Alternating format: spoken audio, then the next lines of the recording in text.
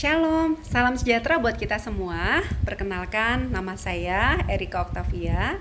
Saya mahasiswa semester 4 Prodi Teologi di STT Rahmat Emanuel, Kelapa Gading, Jakarta.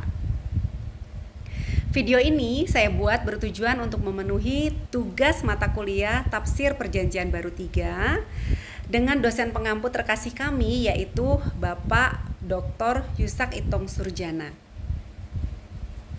Pada kesempatan kali ini, saya ingin membahas tentang makna mempercepat kedatangan hari Allah menurut 2 Petrus 3 ayat 12. Isinya sebagai berikut, yaitu kamu yang menantikan dan mempercepat kedatangan hari Allah. Pada hari itu langit akan binasa dalam api dan unsur-unsur dunia akan hancur karena nyalanya. Dilihat dari konteks topik di 2 Petrus 3, Petrus sedang membahas mengenai kedatangan Kristus yang memiliki dua istilah yang digunakan, yaitu yang pertama kedatangan Kristus itu ada di dalam ayat 4. Yang kedua hari Tuhan ada di dalam ayat 10. Hari Allah itu akan ditandai dengan hancurnya langit oleh api dan mencairnya unsur-unsur langit. Ada di dalam ayat 10. Kita tidak diberitahu secara pasti bagaimana mekanisme proses itu, tetapi hal tersebut jelas disebut sebagai hari Allah yang mengerikan. Yang mengejutkan dalam 2 Petrus 3 ayat 12 dikatakan seperti ini, bahwa datangnya hari Allah itu seolah-olah dapat dipercepat. Nah, kata mempercepat dalam bahasa Yunaninya adalah spoiodontas. Bentuk partisip dari kata kerja spoiodo yang artinya berusaha dengan gigih atau bersemangat. Bisa juga mengandung pengertian tindakan untuk menghendaki atau mengharapkan sesuatu dengan cepat atau berusaha keras untuk menyambut kedatangan Tuhan. Di dalam surat 2 Petrus 3 ayat 12 ini harus dilihat dalam pandangan kedaulatan Allah atau tanggung jawab manusia. Bukankah Dia yang menentukan waktu dan saatnya terlepas dari pribadi dan perilaku kita? Atau orang percaya memang mendapat hak istimewa untuk mempercepat atau menunda kedatangan Yesus kedua kali? Penulis Alkitab kadang memakai istilah yang dari sudut pandang manusia. Seperti Allah menyesal dipakai 41 kali. Kata Allah menyesal, contohnya ada di dalam Kejadian 6 ayat 6 dikatakan seperti ini.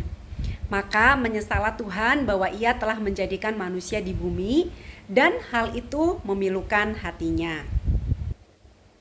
Kemudian di dalam Bilangan 23 ayat 19 juga dikatakan seperti ini. Allah bukanlah manusia sehingga Ia berdusta, bukan anak manusia sehingga Ia menyesal. Nah, kata-kata menyesal bukan berarti Allah itu pelin-pelan. Jika dikatakan Allah mengulurkan tangan ada 25 kali di dalam Yesaya dan di kitab Mazmur, bukan berarti Allah punya tangan yang bisa terulur, namun hanya kiasan untuk menunjukkan tindakan Allah di dalam menolong umatnya. Nah, demikian pula jika dikatakan menunda atau mempercepat hari Tuhan. Semua ini dari sudut pandangan manusia. Tentu saja hal ini tidak berarti bahwa Tuhan belum mengetahui dan menentukan sebelumnya kepada Yesus akan datang kembali. Karena di dalam Matius 24 ayat 36 dikatakan, tetapi tentang hari dan saat itu tidak seorang pun yang tahu. Malaikat-malaikat di sorga tidak, dan anak pun tidak, hanya Bapa sendiri. Atau di dalam Kisah Para Rasul 17 ayat 31 dikatakan seperti ini. Karena Ia telah menetapkan suatu hari pada waktu mana Ia dengan adil akan menghakimi dunia oleh seorang yang telah ditentukannya. Sesudah Ia memberikan kepada semua orang suatu bukti tentang hal itu dengan membangkitkan Dia dari antara orang mati. Dari sudut pandang Tuhan, hari Tuhan sudah Ia tetapkan dan tidak akan berubah. Ketika Tuhan menetapkan hari itu, Dia juga menetapkan bahwa hal itu akan terjadi setelah seluruh tujuannya untuk menyelamatkan orang-orang percaya. Itu di dalam 2 Petrus 3 ayat 9 dikatakan Tuhan menyelamatkan setiap orang yang percaya. Dan tujuan-tujuan tersebut tercapai dari sudut pandang manusia, termasuk orang-orang Kristen memberitakan Injil di dalam 2 Petrus 3 ayat 12, dan orang-orang Kristen juga berdoa, ada di dalam Matius 6 ayat 10.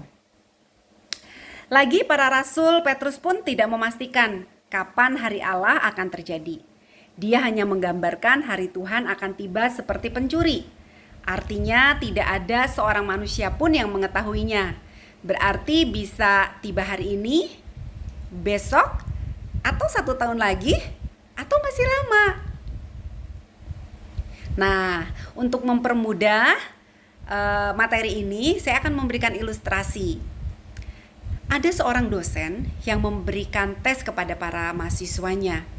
Setelah memberikan soal-soal ujian, dosen memberikan durasi waktu untuk para siswa mengerjakan soal-soal tersebut. Dan kemudian dosen tersebut meninggalkan ruang kelas.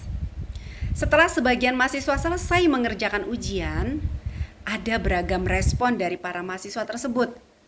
Bagi para mahasiswa yang lupa durasi waktu yang ditetapkan, menuduh dosen lalai dan telat mengambil hasil ujian. Tapi bagi mahasiswa yang bijak, pada saat dosen belum datang, juga mereka mengambil kesempatan untuk mengoreksi dan memperbaiki jawaban sampai jawaban-jawaban mereka dirasa sudah sempurna. Itu semua tergantung dari pilihan